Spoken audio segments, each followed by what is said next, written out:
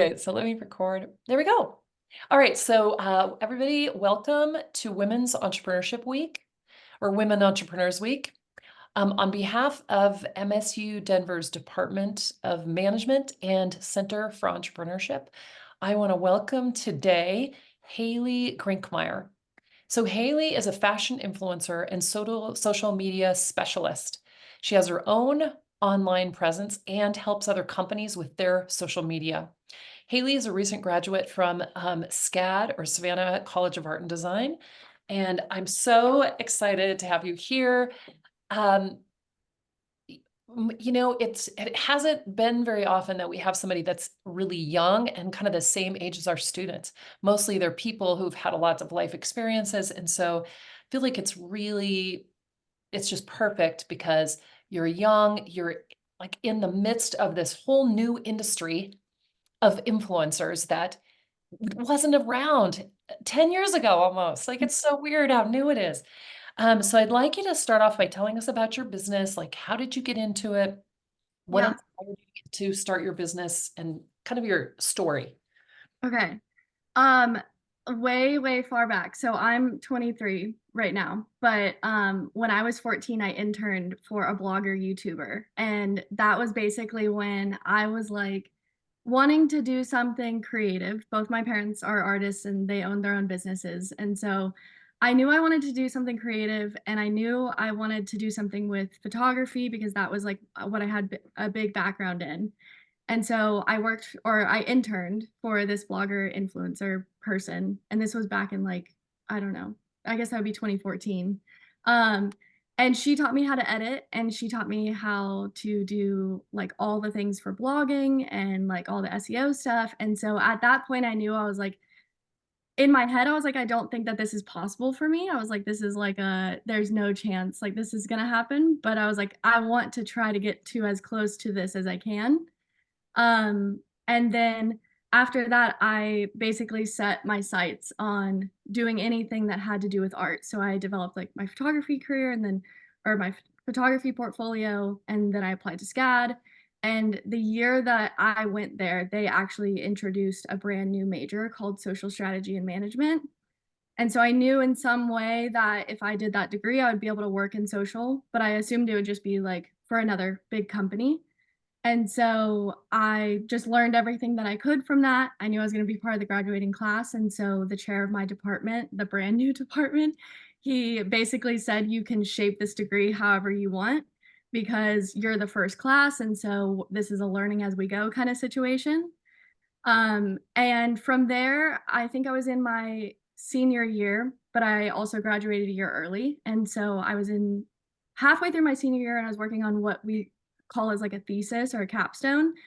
And I was like, I think I can actually like turn this into a business and like do this full time. And at the time it was just social media management. So I was working with another blogger, YouTuber person, and I was working on their team on her side of like Pinterest. And then I was like, why couldn't I just do this for other individuals? Like, just basically be an assistant to these kind of people.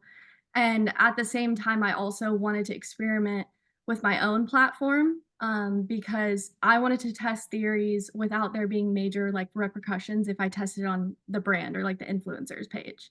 And Oh, so I did a whole little thing of like basically, like, my online presence started from me just testing it and testing theories, and that still is basically what it is today, is that I always test things on my page first before bringing it to a client's because I wanna make sure it works, and so, yeah, I started it, I guess. I don't know if that's, like, a long-winded way of answering that, but love yeah. that. Now, what would be like a theory that you would test? What is an example of that?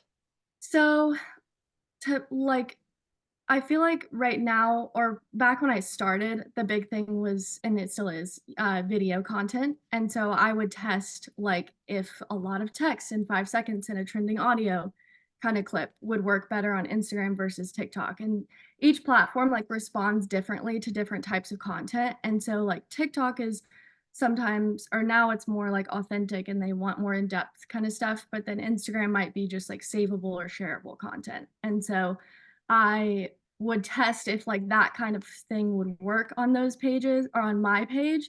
And then I would bring it over to clients and I'd be like, okay, this is what's working on TikTok. Let's try this with this. And then we would go from there. So I had more of like a stable kind of ground because I mean, I'm sure as you know, like there isn't a ton of like research where you can just like Google and just be like, oh, like this is how you grow on Instagram or like this, because everybody has their different ideas. So I wanted to make sure that I had like my own ideas. Whoa. Okay, so you mentioned something, okay, TikTok is more about in-depth information. I thought it was like a 30-second clip that you could have on there, 1 minute clip. Has it changing or evolving into something else? It's, a combo of both, I feel like. So they what I've noticed is that when I, like, have my own strategy on my page, I like to do a mixture of really short, like, literally 5-second to 7-second videos with lots of text that the viewer can't read it in the time that it takes for the video to lapse. So then it goes again, thus giving, like, me the, like, in whatever, another view on my page. Oh my And God. Hey, Haley, that's so crazy that you would even think that way because that's a cool strategy. yeah, yeah, but then But they also are in the process of, I believe, like, kinda like, competing with YouTube, and so they're rolling out right now where they're wanting people to do horizontal, style videos that are over 2 minutes that haven't been posted on other channels, and so it's a combo like, my strategy for my own page and then for my clients as well is doing a combo of really info dense, long form content and then info dense to a degree, but really just trendy short form content. whoa. Now, how many different clients do you have? I have 2 to 3 consistent, like, I'm on a long-term contract, like, big kinda clients, but then I also do a good bit of consulting, and then through the influencer side of stuff of what I do, I work with brands on, like, short-term contracts, so it'd be, like, a month or 3 months or depending on, like, what they decide for usage rights, it might be only 90 days, like, stuff like that. Okay, and so one of the things that we talk about in our school is the why behind a person, what a person does. And would you say there's a um, kind of the main goal of your particular site and like why you get out there every day and do content at all? What are you trying to say to the people? Um, I feel like it's a constantly evolving thing.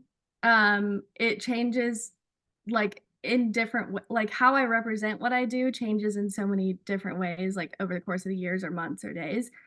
But my deep rooted like thing is that I want to give like people confidence to be able to do like whatever they want. So whether they to wear or try different styles, whether mixing patterns and textures in their clothes, or if it's inspiring people to move to the beach or live where they love, or it's inspiring people to start their own business and like be able to have a flexible like freeing, like, kinda lifestyle, just being able to, like, work wherever you want, live wherever you want kinda thing. So I would say, like, the overarching thing is that you might not, like, really quite notice it when you actually, like, look at my content, but I feel like that's, like, my, like, why of why I do stuff and all. Like inspiring people to kind of be who they are. Yes. I Yeah. love this. And I kind of noticed recently, I saw one of your things that I don't know, maybe you were talking about what it is you're doing or how somebody else could do it. And Yeah. I thought that, like you said, it's kind of a new thing because originally it's you having, being at the beach and, in different clothes and trying on different things and eating different things and, your presence in this space that you love, doing what you love. And then I noticed, oh my gosh, he's actually telling people how to do it too. Yeah, yeah. So I would for a while there when I first started, it was more of just like me testing theories, like I said. And then it became like I have a background in photography. That's originally why I went to college or what I went to college for. And so then it was like I wanted to be creative with how I was like photographing stuff or like talking about brands that I was really passionate about. And then it became something because I like continued doing that consistently for so long people would ask like, "Okay, well, how are you growing? How are you, like, growing your following and all?"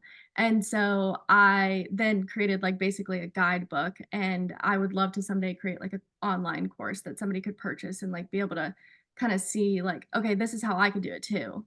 And with my own message and my own, like, strategy and all.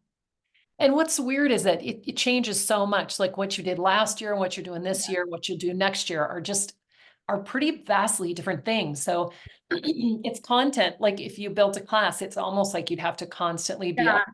class, which is fine because that's kind of how it is when you write a business plan. You constantly have to change that business plan because things are constantly changing.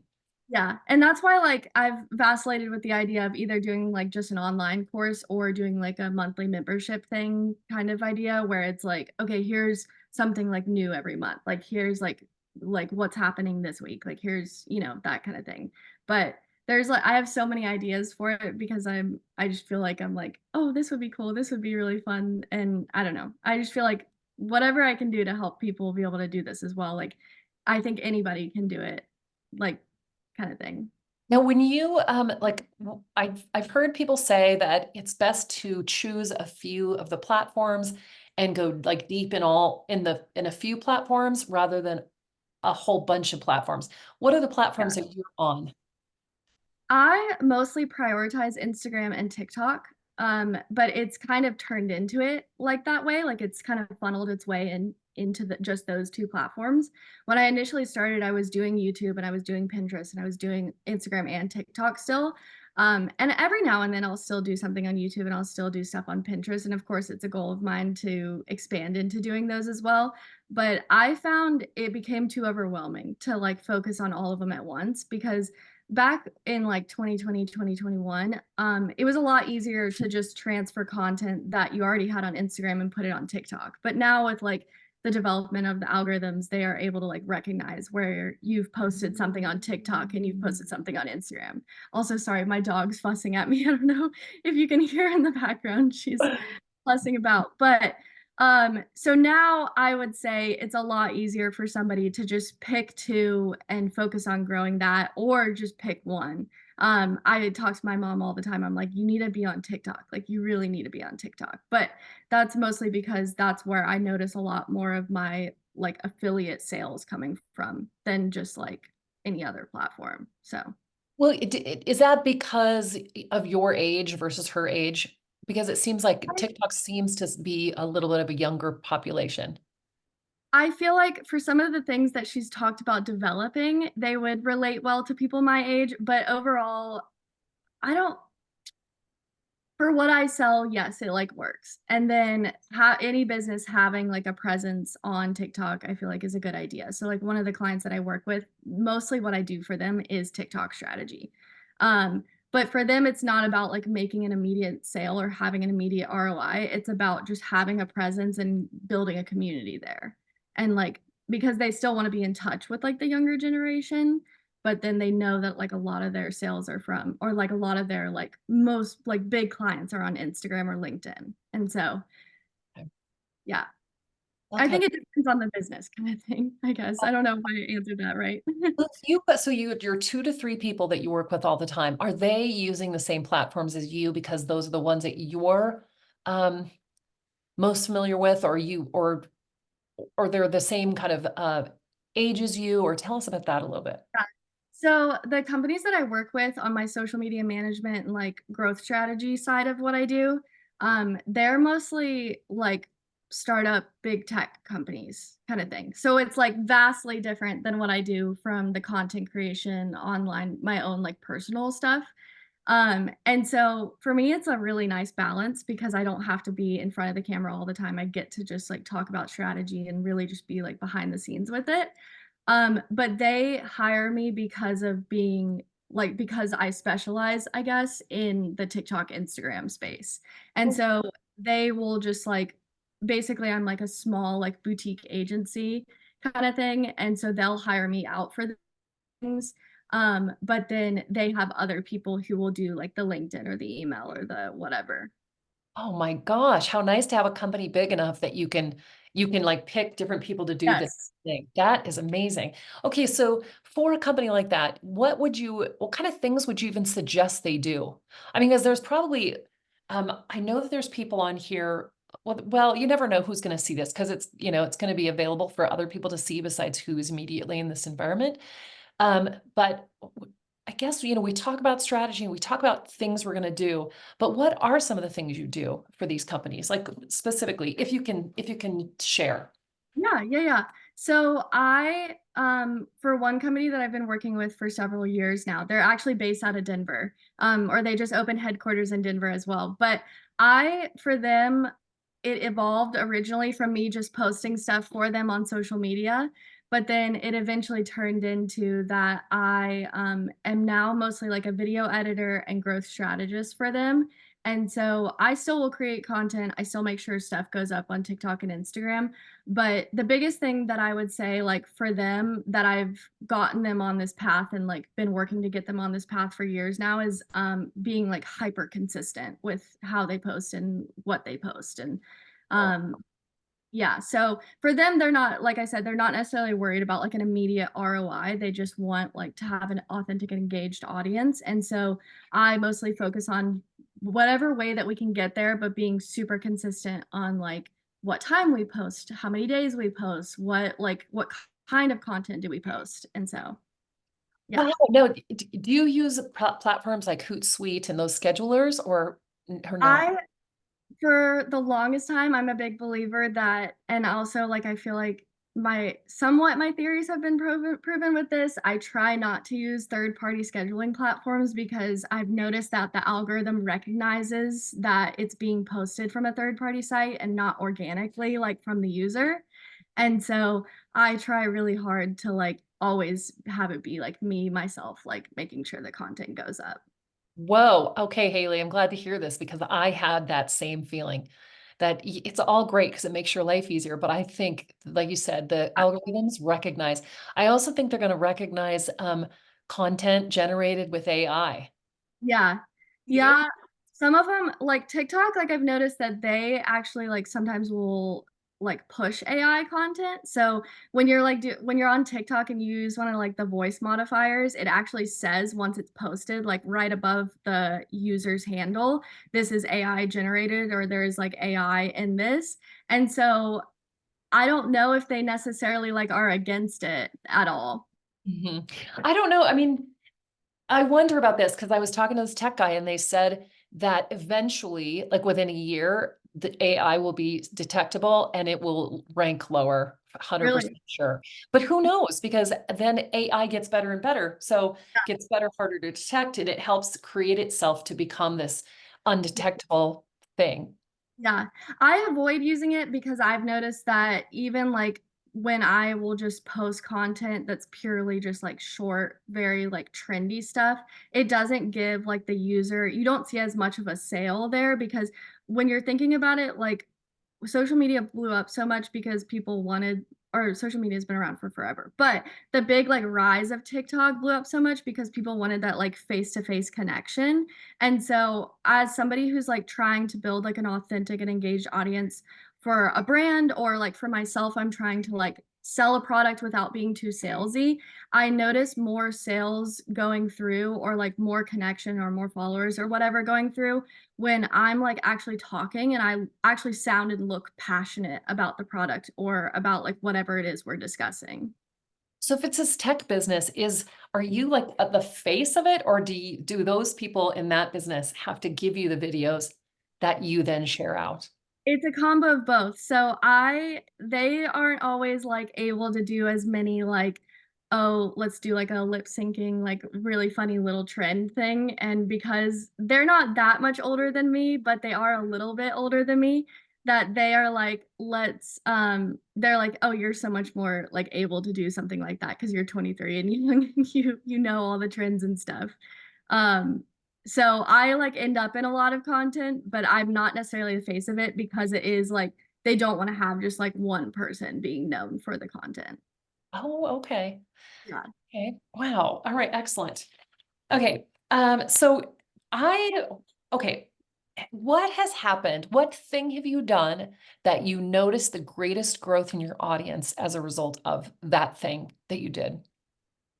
Um, I feel like video content overall, like that is the one thing. I mean, of course, TikTok's pretty much all video except for the photo. Like they allow you to do carousel posts now.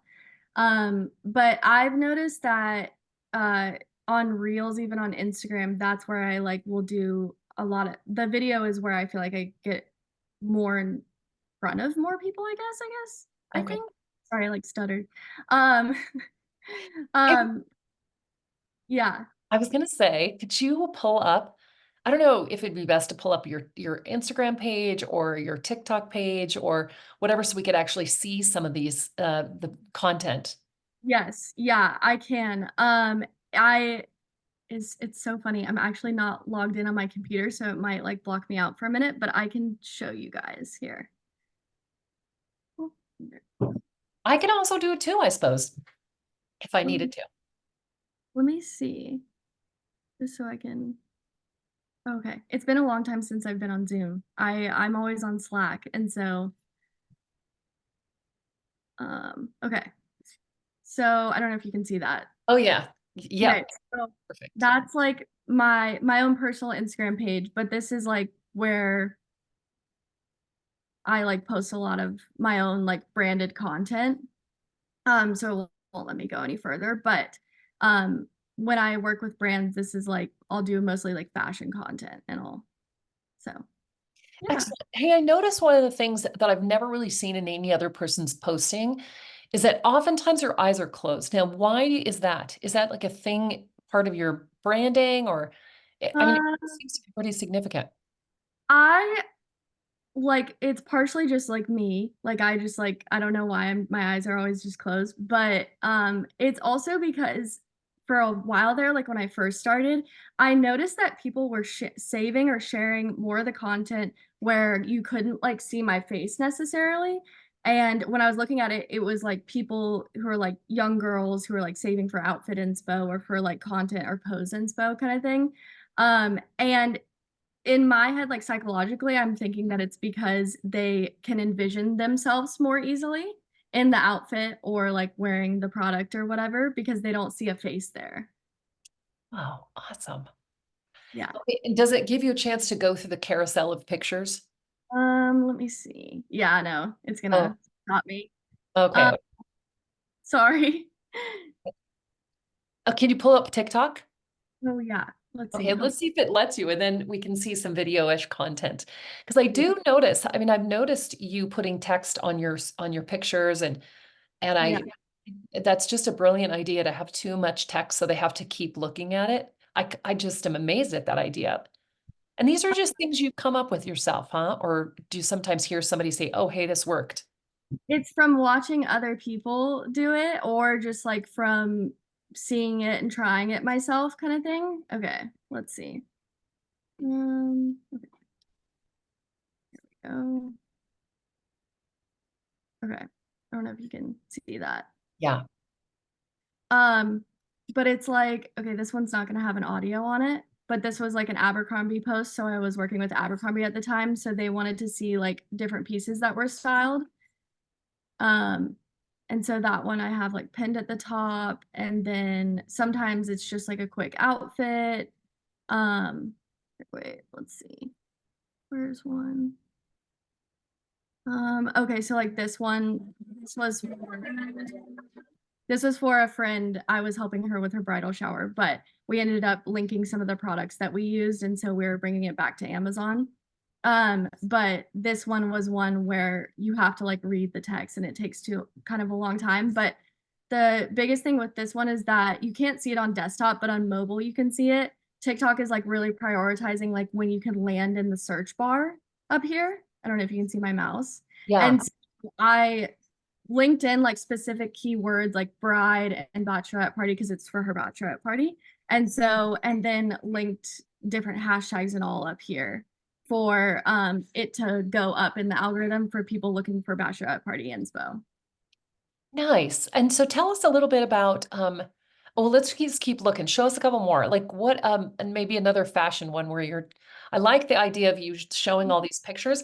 Hey, and the other thing that is cool is um the idea that the I was background doesn't have to be anything particular. Like the one shows your closet. That's the background of your closet. Oh yeah. I think also with that one, like it worked because there's so many colorful clothes in the back, and so it catches someone's eye, even if they're not looking like for the outfit inspo, they're like wanting to see all the colors in the back.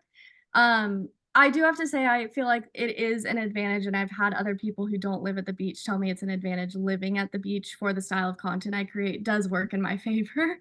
Um, but for like this one, this is a carousel post, and I love doing these sometimes because any content that I take for Instagram and I post it as a carousel over there, it I'm able to repurpose it over on TikTok, but use it in a different way. And so, for example, here, wait, hold up. Went to the next one, sorry. For this one, I'm able to like I use this content over my Instagram, but then I'm able to be like, okay, this is how I'm repurposing it over on TikTok. Oh, wow. Okay. That Yeah. is fantastic. So Do you have special software that allows you to put the words? no, that's all just in the platform. So I feel like or not I feel like it performs better if you use native text and native audios. So these are all like I'm using like their like text that they have in place kind of thing. And do you use like their music or is it your sound?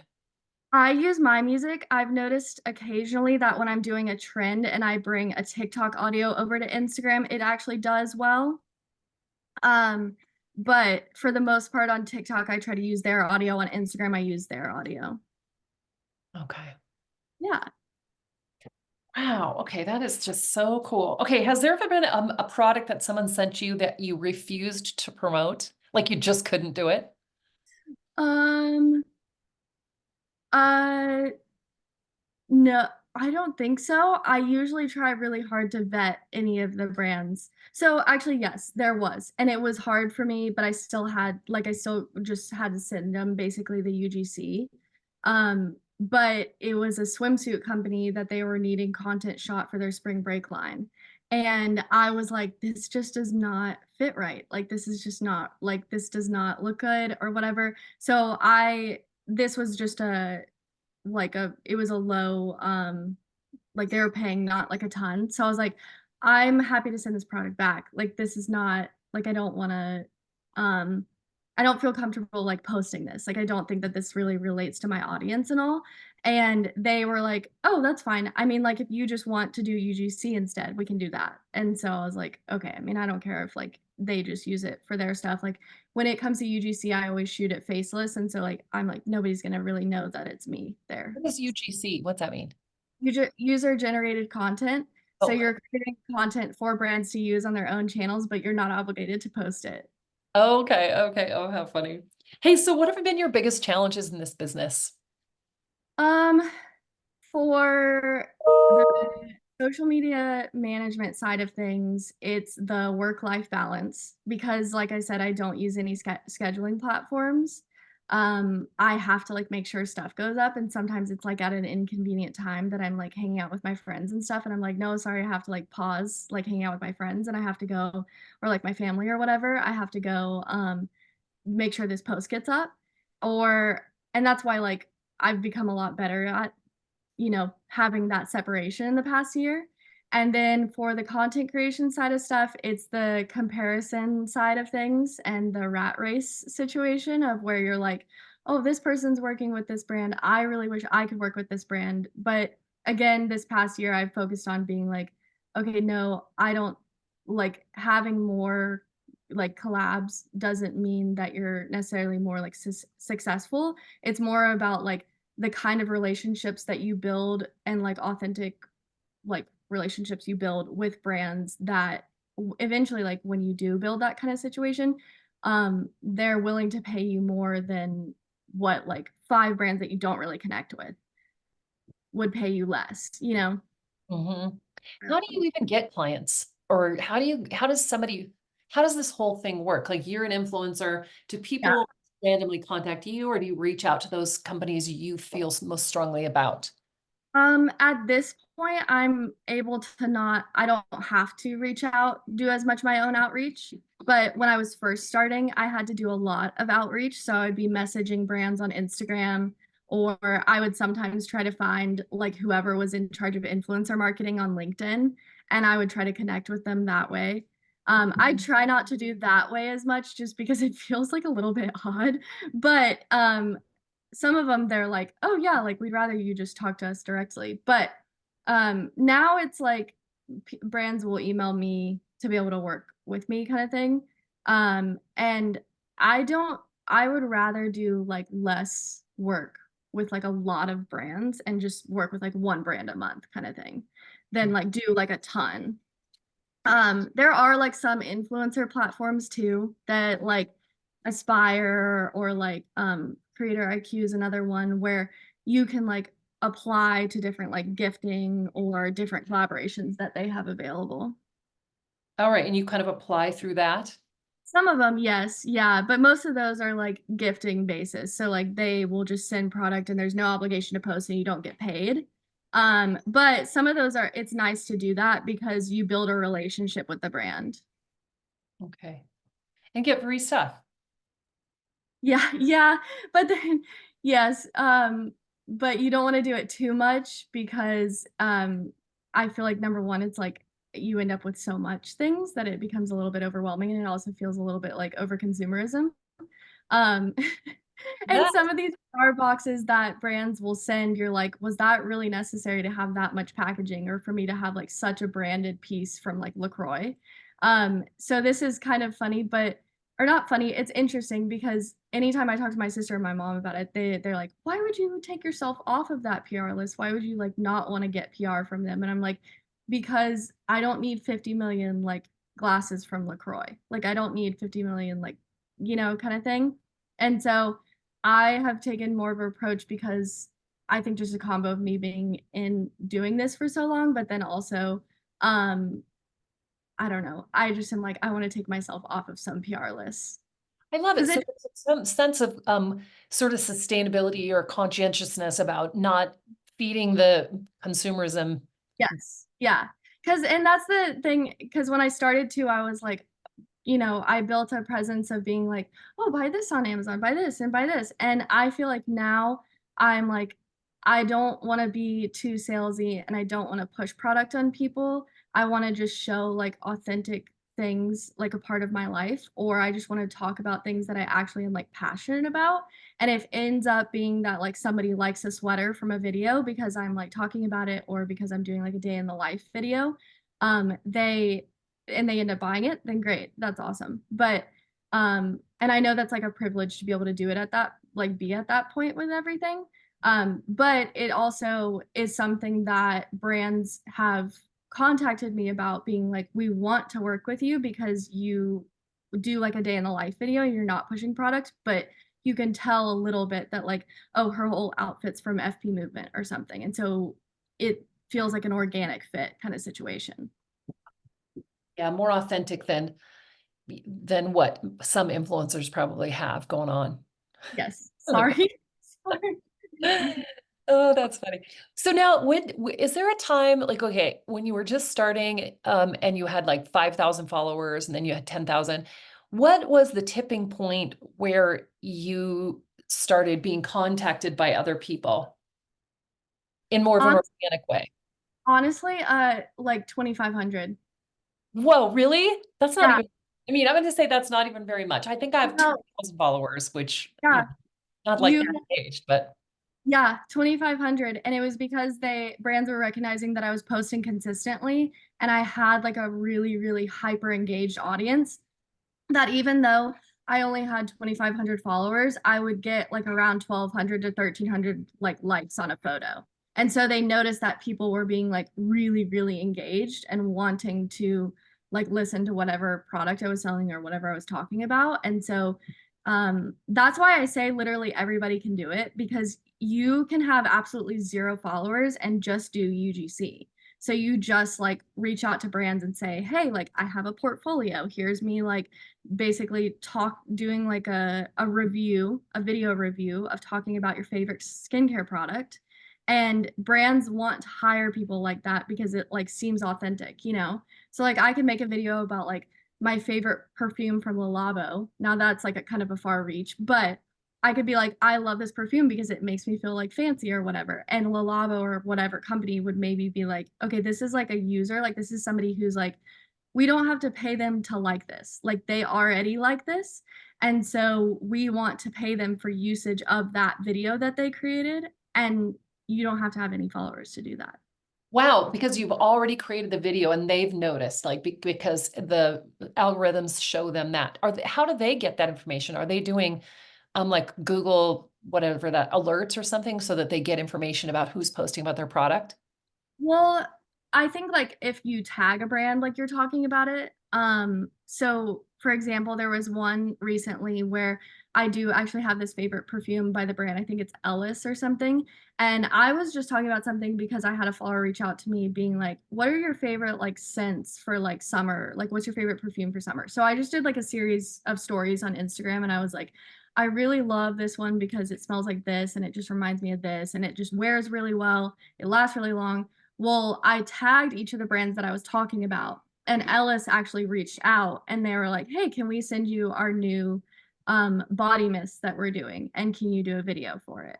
Because I tagged them, I talked about it authentically, but that wasn't even my intention to get a deal or whatever with them. It was mostly just I wanted to talk about this because somebody asked me about it. Whoa, that's amazing. Now, do you have a lot of customers or not customers, but like people that are part of your community that reach out and ask you for advice and things like that that help you generate your content? Yeah, I try to like I really try to focus on a combo of like sharing what I genuinely love, but a lot of times the people that follow me love what I love already, or they love the style of what I love, so they're already excited to like be like, finding something new. And so I try to center my content around things that like people want to see. Maybe not like want to see so much that you're like that's the whole world or whatever. I don't know. Anyway, but like they like if they need outfit inspo for a beach vacation or something like that. I don't know. So Oh my gosh. Okay, cool. Okay, so tell us about some key moments when you pivoted and changed something really significant. I would say the biggest one recently, and it happened in the fall kind of, was when I took a more of a like approach of not wanting to do too much over consumerism and not too much I don't want to like push products that I don't genuinely love or yeah, like that would like in the fall, like I took more, I guess I don't know if you necessarily call it sustainable because it's still like I still work with brands and I still like receive stuff sometimes, but I took more of an approach that like I really prioritize that like I don't want to work with stuff on Amazon. Like I don't want to do like brands that the quality doesn't actually feel good kind of thing. So Yeah, because there's probably a lot of that that's sent to you, bad quality. yeah, and I don't wanna, like number 1, I don't want that brand to waste their money and then the product on me when I know I'm not actually gonna wear it. And then also, I don't wanna mislead an audience and, like, be like, "Oh, I really love this product." Sorry. "I really love this product," and have them buy the product, get the product, and realize, "No, this actually isn't good," and then you lose that trust factor. Oh, that's huge. Yeah. Oh, okay.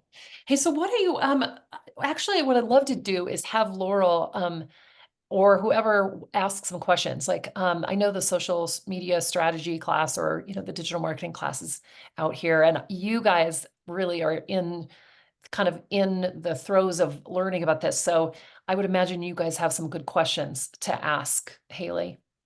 You're welcome to either put it in in the chat or just speak up.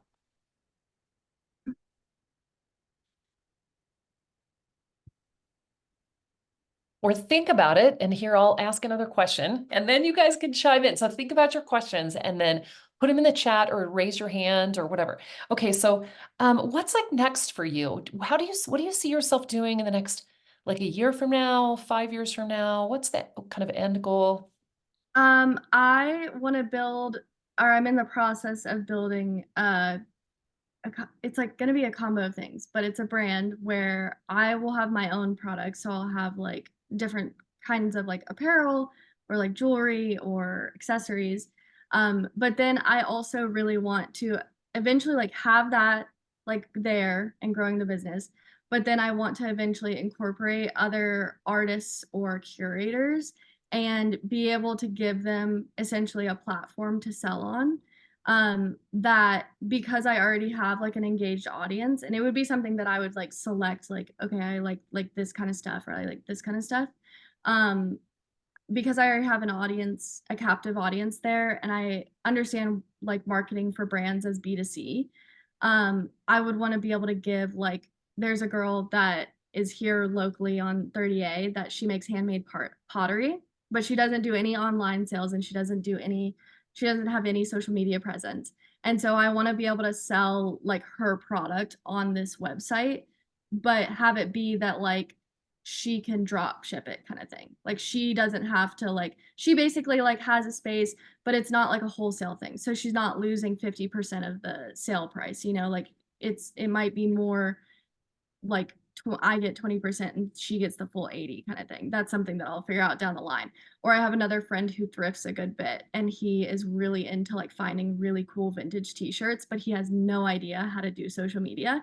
And so I've always said, you need to just like have somewhere that you can sell this. And so same thing, I would want to like create like a way for him to list his product on this brand that I've created, and it be curated so I still have kind of control over how it looks visually with the rest of the product, but he's able to create sales this way without having to worry about marketing it, or without having to worry about like having an online store for it.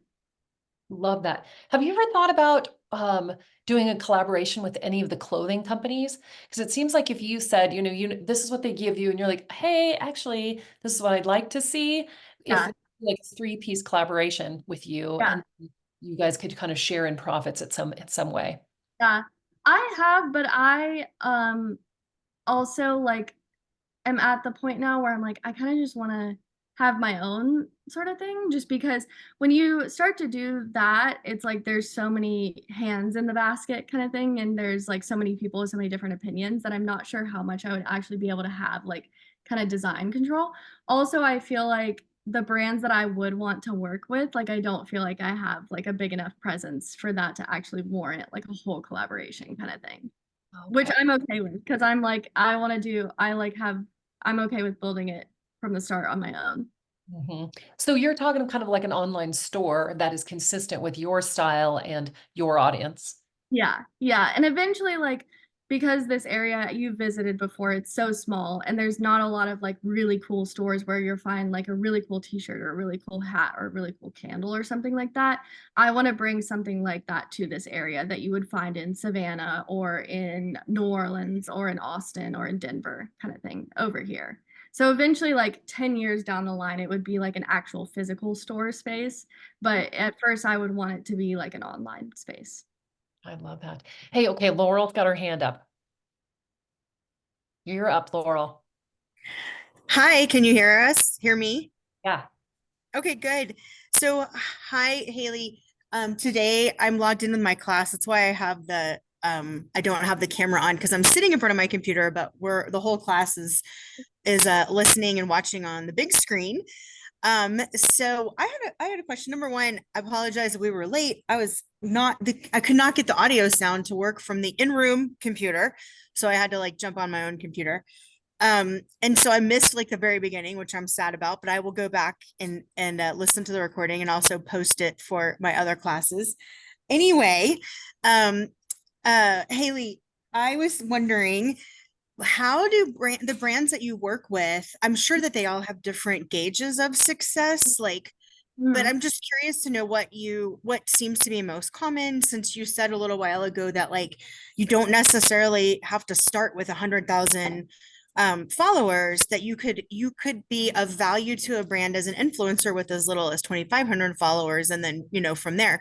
So I'm just curious to know. I think we talk a lot about metrics in our digital marketing program here at Yeah. MSU. So Yeah. thank you. Yeah. Yeah. So on the UGC side of things, I would say there's more definitive metrics that you would pay attention to, that a brand would recognize. So sometimes it's like it's a crapshoot. So they're just going to give a shot in the dark. They're just going to try it the first time. So it might not be something that they necessarily like know that it's going to work this first time. But if it does work, they would maybe continue on with a second partnership or a more long-term contract partnership. That one's like a clear one. So if they're looking for sales, then obviously it's going to be like how many people swipe up on this or how many people are actually purchasing from, let's say it's like an ad kind of situation, like how many people click the link or how many people got views on it. But and that's like for UGC. For the content creator, like influencer side of stuff, I would say if they're looking for just reach and so they just want like presence, then it's kind of an undefined metric. They might not necessarily be looking for sales. If it works out for sales, that's great. But it might just be something that they want their content to be worked seamlessly into like that influencer's life kind of thing. So an example, I don't know if this is going to help like explain it better.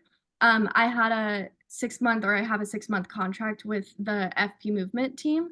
And over the course of the time, they weren't necessarily looking for that I would make sales on stuff. Like they obviously like that's a bonus, that's a plus, but they wanted it to be so worked into my content that literally everything I wore was FP movement. And so anytime somebody asked me about something, it was like an FP movement piece. And so then it turned into like I wasn't being too salesy and it was so seamlessly worked into the content that whoever saw the content or engaged with it ended up buying stuff because they felt like it wasn't something, they just were inspired. They didn't feel like they had product pushed on them. And so that was something that they had like the luxury, and some brands have the luxury of being able to do like a super long-term contract and have that be like a whole process. So the payoff might not be immediate, but it will be over time. But then other times there are brands where they just want a one-time, one-off collaboration where they want to do like 3 sets of stories, they want to do a reel, and they just want to see that immediate ROI because they know you have an engaged audience. And so that's why I was telling Miss Becky about how I've taken this approach of being like, I'm more conscious of the brands that I work with. I'm more focused on like the sustainability and like not doing so much and over consuming stuff, because I noticed a downtick for a little bit of brands and like my audience being like, okay, what is she talking about? Like she's talking too much about like home stuff when I follow her for her fashion stuff. And so that's why I've been way more conscious of that over the past like 6 to 9 months of being like, I only work with like fashion brands. So that way now I've rebuilt this like almost trust factor in relationship with my audience where they're able to recognize, okay, if she's pushing like fashion, like I trust her because I've been watching her for this. And so I'll get a lot more brands working with me that are more fashion based now. Right. That all sounds exactly what I would expect too, that you would have to walk that balance. Like you might have other areas of interest, but there's the brand of yourself as an influencer related to fashion. That's one line that you have to like stick with. And then like I think you were saying your other ideas that might allow you to branch out and other things that you're interested in. But for that aspect, people expect you to stick to it to a degree. And so yeah.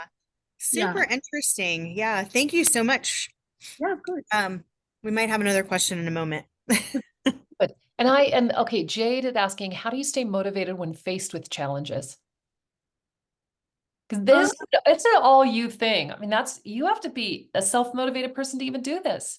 Yeah, I definitely go through my creative ruts like every person does. And like I said at the beginning, my background's in photography. And so to me, a lot of like what I try to remember is that this is like my form of creating art. So whether it's like how I edit the video or how I style an outfit or how I take a photograph, I try to remember that I'm passionate about my art. And if I am doing what I love and I am passionate about it and I trust my intuition and my gut, the money will come. And trust me, there's been times when I first started, I was telling somebody this story the other day.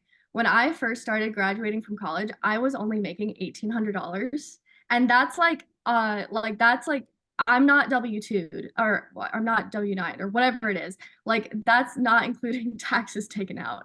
And so I literally was like, had 4 roommates, lived off of beans and rice, but I was so passionate about what I do and what I did that I was like, I don't care if that's what it means, because I just love what I do so much that I have to sometimes remember that that was me like 4 or 5 years ago now, or 4 years, I think 4 years ago now. And I have to remember that younger version of me, or the 14-year-old version of me who was like, I don't believe that I can do this because I'm working for this blogger and there's no way that this is like, could be my reality. And that motivates me to remember that like, it's not about comparing myself about how I look to other people. It's not about who got what collab and I didn't. It's about, am I passionate about this art form, and am I passionate and am I staying in line with what my like voice and what my vision is for what I'm creating here. So, but I have my moments where I'm like, I can't do this. Like I'll have 2 weeks where I'm like, I just want to cry in a corner and I can't, like I hate doing this. Like I don't want to be in front of a camera anymore. So, but then I just remember that little version of myself. Do you ever get negative feedback where people are mean? Um, yes, but not as much as a lot of people. So I'm really grateful for that. Most of the time it's so bad, but being like like being a girl like working in this industry, it's a lot of times like just gross old men who are just like have an opinion when it's not necessary. And so I have built a thick skin for it. And to me, I care more about what my family and what my really close friends think of me. And as long as that's intact and I'm staying like authentic and genuine to myself, I could care less about what other people think. Love that. Okay, Laurel, you guys are up. Okay, Yadi, do you want to give the question or do you want?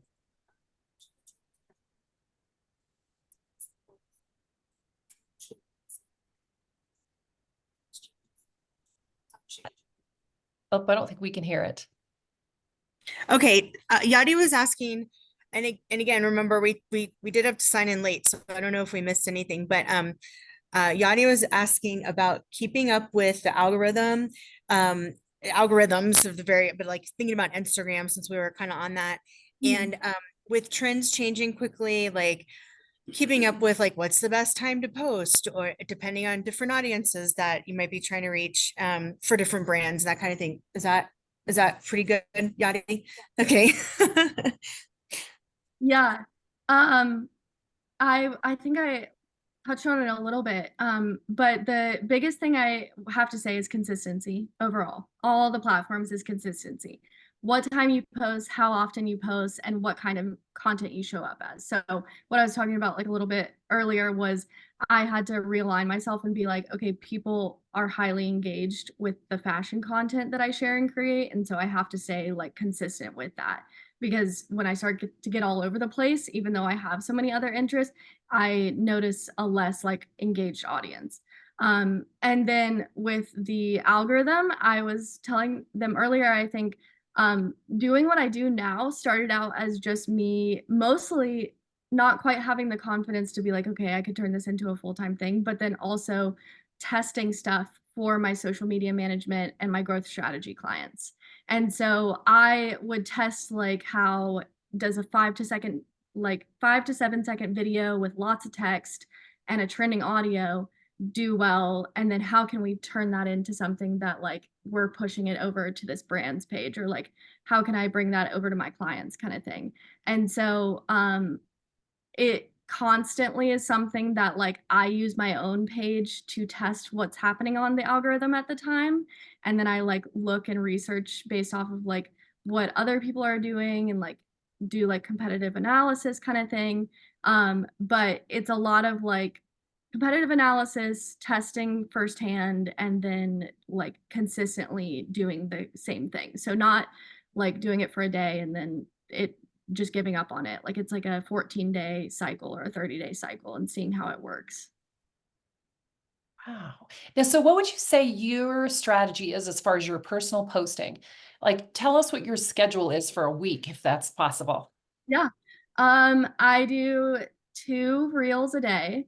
And I try on Instagram, I mostly try to do if it's either like really like I don't know, not trendy like kind of thing, but if it's like a lip syncing or if it's like just a little like bunch of text trending audio sort of situation, Or if it's like a really unique way of showing an outfit, so cutting between different takes and trying different angles and stuff like that. So showcasing an outfit that way. And then a feed post always. And then at one point I was doing 20 stories a day, which now I feel like is really excessive. But I consistently will try to do about like 10 to like 12, I would say, stories a day, where I'm either like just showing clips throughout my day or linking a product, or I'm talking about something. And then TikTok is 3 to 5 TikToks a day. And then a goal of mine, like I was saying earlier, is that I would love to get back into Pinterest and YouTube, and I started out doing it like focusing on both of those platforms that way. But I would say like on Pinterest, it's like 2 to 3, like sometimes 4 idea pins. And then YouTube is like recycling TikToks and bringing it into YouTube Shorts and then posting a long form video. That's a lot. Sorry. Per week or per day? That's all that per day. Okay, Pinterest. Okay. Yeah. And then I always focus on engagement on Instagram. That is something that in tandem with consistency. So literally, which I won't be able to do it today, but literally 11 a.m. Central every single day on the dot, my feed post goes up. 15 minutes before that, my second reels go up. And then 15 minutes before that, so 30 minutes before the feed post, my first reel goes up. And from there, the whole time, I'm engaging and commenting with people who either have the same or equivalent amount of followers or less followers within like my niche style, sort of.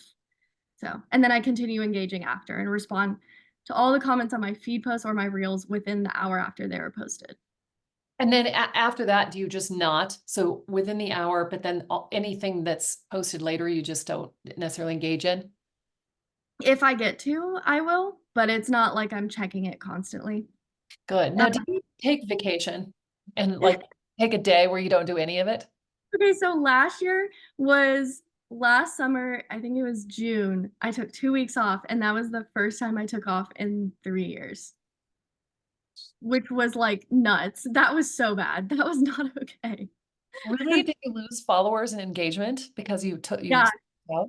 Yeah, but I knew the risk. I was just like, I have to take a break. Like I can't, like I've gotta like, and that was even like my social media management and my consulting side of what I do. I was like, I've got to take a break because I'm getting burnout and I'm feeling like uninspired, and I don't want this burnout to last for like forever. And I was like, I know that I'm gonna have to like work really hard to get my engagement back up, but I gotta stop for a second. Wow. So now have you found some sort of a work-life balance since then?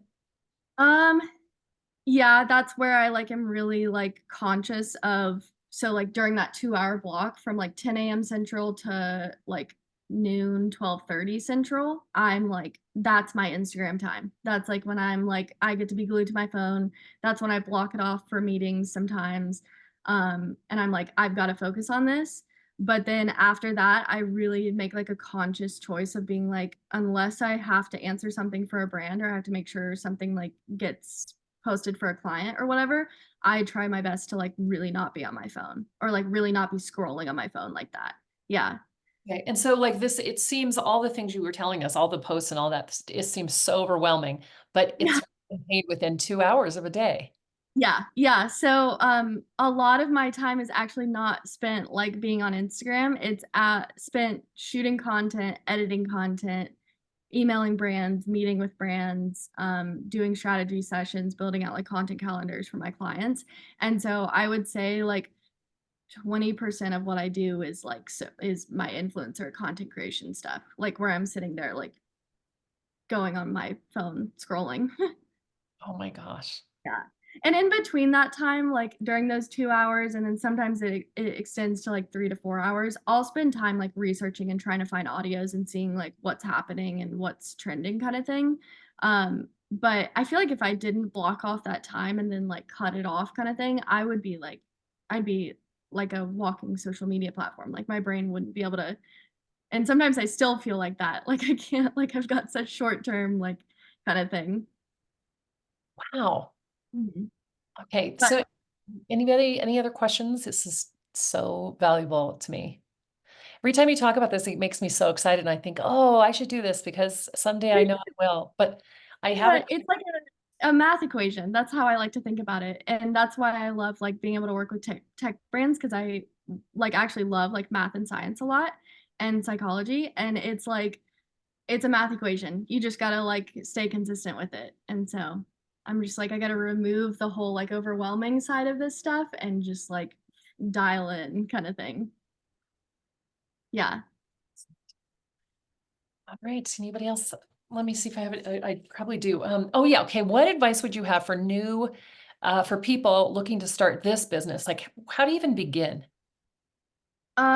Just start posting and showing up consistently as yourself and remain authentic throughout the whole thing. So like when I say consistent, and this is something that I stress over everything, literally posting at the same time every day and literally showing up and like having like, wipe your camera lens off so that you have a clear screen and everything, like use the back camera and like just show up consistently. And no matter what it is, like if you're passionate and you remain authentic, the like all the success or whatever you define as success will come.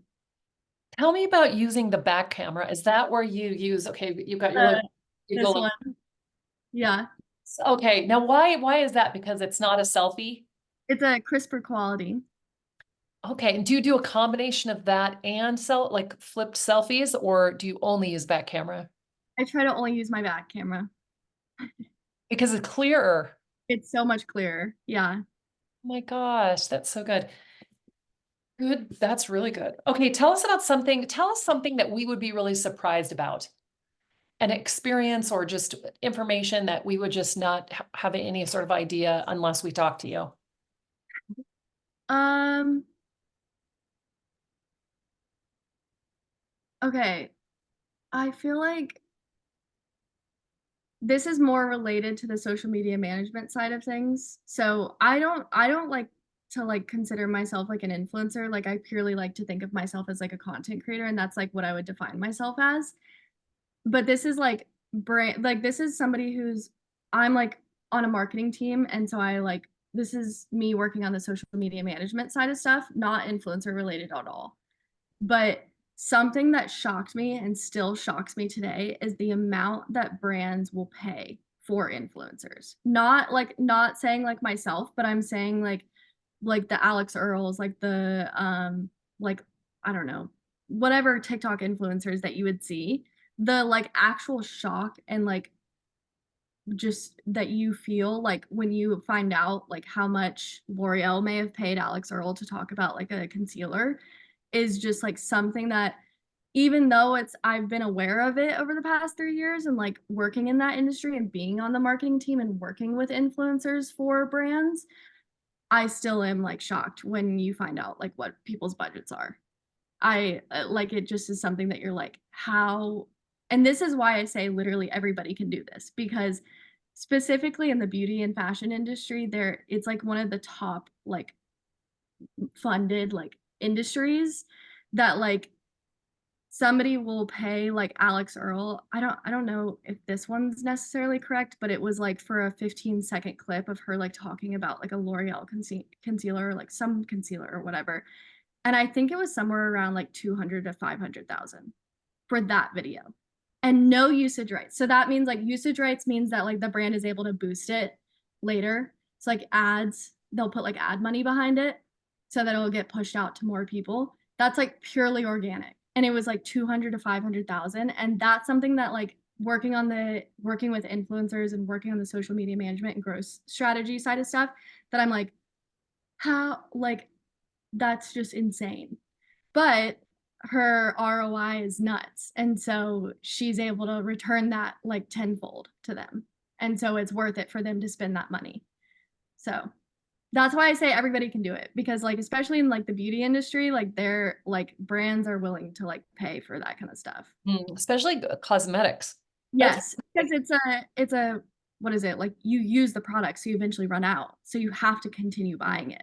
And so it's not like just buying a sweater that like, you might have to replace it in 5 years, but like it's a beauty product that you'll probably run out of, or it expires in 3 to 6 months. Oh, right. Now, would you say, as a fashion, you're focusing on fashion, does that include like shoes, cosmetics, jewelry, all that stuff, or mostly clothes? I mm, I mostly work with brands on with clothing. I've worked a few times with like beauty and shoes and stuff, but I mostly end up working, especially in the activewear space. I don't know why, but I just ended up in that space. um, yeah, so I would say mostly like clothing. Oh my gosh. Well, Haileigh Grinkmeyer, I have really appreciated this. Does anybody have any other questions?